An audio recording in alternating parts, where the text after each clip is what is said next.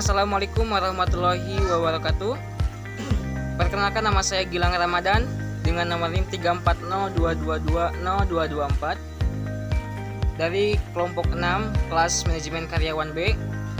Pada kesempatan kali ini saya tidak sendiri tentunya, saya ditemani oleh rekan-rekan saya yaitu Rifki Ramadan dan Dede Sunaria, yang dimana pada kesempatan kali ini saya akan memaparkan atau menjelaskan mengenai materi kebijakan tarif dan non-tarif dalam proteksi perdagangan internasional, yang dimana tugas ini untuk memenuhi tugas mata kuliah ekonomi internasional.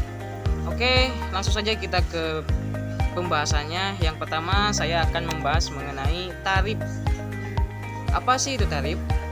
Tarif merupakan pajak atau bea masuk yang dikenakan oleh pemerintah pada barang-barang impor yang masuk ke negara tersebut. Nah, tarif ini bisa berupa tarif berdasarkan persentase nilai barang atau tarif spesifik berdasarkan jumlah fisik atau barang. Nah, itu adalah merupakan definisi mengenai apa itu tarif. Oke, untuk yang selanjutnya, di sini juga ada tujuan tarif ya, yang dimana suatu keputusan ataupun kebijakan pasti ada tujuan. Nah, untuk tujuan tarif biasanya digunakan untuk melindungi produsen dalam negeri dari persaingan impor yang bisa lebih murah atau lebih efisien. Selain itu, tarif juga digunakan sebagai sumber pendapatan pemerintah. Nah, biasanya untuk tarif juga ada jenis-jenisnya, tidak ada cuma satu. Di sini ada beberapa jenis tarif. Yang pertama itu tarif nominal, kemudian tarif proteksi efektif, kemudian ada resort analis, kemudian ada tarif berdasarkan harga, tarif bunga efektif, tarif dasar, dan lain sebagainya. Di sana sudah tertera ya, sudah tertera di layar yang saya cantumkan. Soalnya saya tidak akan membahas satu persatu dikarenakan terkendala atas waktu yang telah ditentukan. Nah, kalian bisa baca di sana mengenai tujuan dan jenis tarif. Oke, untuk yang selanjutnya, nah di sini saya memberikan suatu contoh studi kasus ya. Saya di sini mengambil contohnya itu yang impor ya, impor. Misal ya, di sini ada impor A mengimpor 5.000 ton beras jenis Thai Home Mali dari Thailand dengan harga SIF THB 12.000 per ton. Adapun tarif bea masuk untuk beras sebesar 450 kg, maka perhitungannya sebagai berikut. Nah, bea masuk sama dengan jumlah satuan barang. Jumlah satuan barang di sini yaitu adalah 5.000 ton, itu jumlah satuan barang dikali pembebanan bea masuk. Nah, maka 5.000 ton dikali 1.000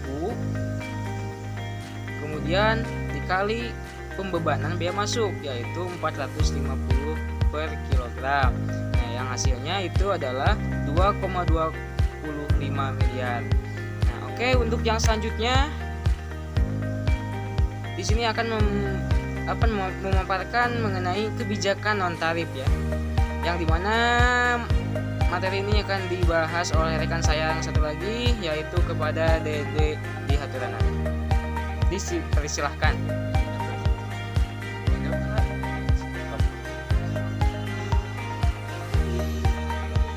Kebijakan non tarif adalah berbagai aturan, peraturan, dan hambatan lainnya yang diterapkan oleh pemerintah untuk mengatur perdagangan internasional. Ini termasuk impor, standar kualitas, regulasi teknis, larangan ekspor, subsidi ekspor, dan berbagai hambatan lain yang tidak berupa tarif. Dan untuk mengelompokkan kebijakan non tarif yaitu sebagai berikut. Ada pembatasan spesifik, peraturan bea cukai, dan partisipasi pemerintah. Jenis-jenis kebijakan non tarif itu ada standarisasi, embargo, persyaratan konten lokal, pengekangan ekspor sukarela, dan hambatan administratif. Dan untuk kebijakan non-tarif itu ada pro dan kontranya. Untuk pro-nya, pertama, pasar domestik menciptakan lebih banyak pekerjaan. Kedua, hambatan non-tarif melindungi perkembangan industri baru atau strategis. Dan ketiga, kebijakan non-tarif lebih efektif dalam membatasi volume impor. Dan sedangkan buat yang kontranya, pertama, pemerintah tidak dapat menghasilkan pendapatan ekstra. Kedua, hambatan non-tarif membatasi fungsi pasar bebas. Ketiga, biaya menjalani bisnis meningkat. Keempat, eksportir harus menghadapi persaingan yang tidak adil di negara mitra.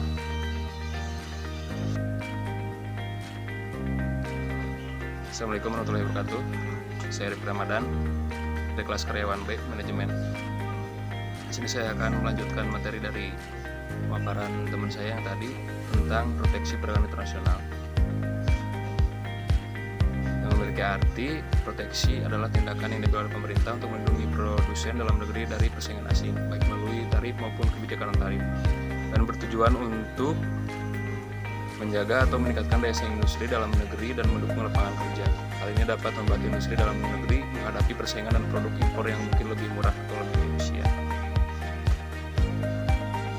Kebijakan proteksi adalah kebijakan pemerintah untuk membatasi arus ekspor dan impor barang dan jasa.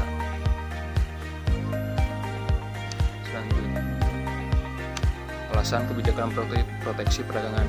Yang satu, mencegah kompetisi yang tidak adil. 2. Menyelamatkan lapangan pekerjaan domestik. 3. Menyelamatkan lingkungan dan konsumen. 4. Melindungi industri yang baru tumbuh. 5. Melindungi industri yang matang. Dan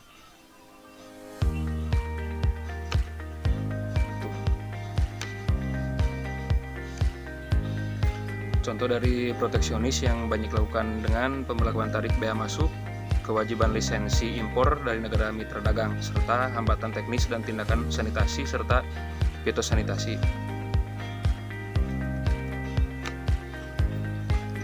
Selain itu, kebijakan proteksi bertujuan untuk memberikan berbagai keuntungan lainnya, seperti menghambat perdagangan ke negara lain, memberi perlindungan terhadap produk domestik agar tidak kalah saing dengan produk impor, memaksimalkan kegiatan produksi dalam negeri, melindungi industri muda dan memperkuat produksi secara menyeluruh, menambahkan lapangan kerja, mengembangkan ekonomi dan menjaga stabilitas nasional agar tidak bergantung pada negara lain, memelihara nilai tradisional masyarakat, dan yang terakhir, agar negara tidak hanya mengandalkan satu komoditas saja.